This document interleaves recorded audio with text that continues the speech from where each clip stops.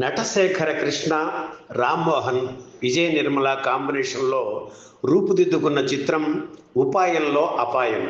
దర్శకుడు ఆదుర్తి సుబ్బారావు శిష్యుడు టి. కృష్ణ ఈ సినిమాతో దర్శకుడిగా పరిచయమయ్యారు.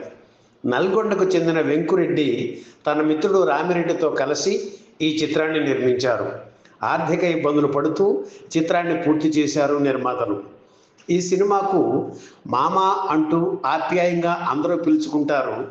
వారు కెవి మహాదేవన్.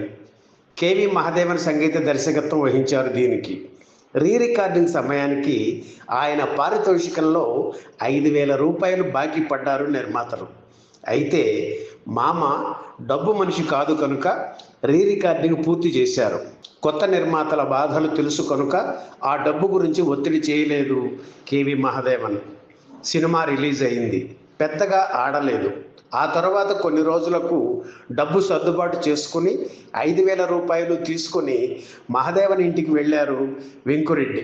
ఉపాయంలో అపాయం చిత్రం అపజయం పొందిందని మహాదేవన్కు తెలుసు. అందుకే వెంకురెడ్డి డబ్బు ఇవ్వకపోతే, మీరు నిర్మాత, నేను సంగీత దర్శకుడిని, అయినా మన బంధం అంతవరకే అనుకుంటే ఆ డబ్బు అక్కడ పెట్టి వెళ్ళండి అన్నారు. వెంకురెడ్డి కదిలిపోయి, మీ మంచి మనసుకు ఈ 5,000తో ఖరీదు కట్టి మిమ్మల్ని కించపరచలేను, క్షమించండి మామ అని సంతోషంగా వెళ్ళిపోయాడు.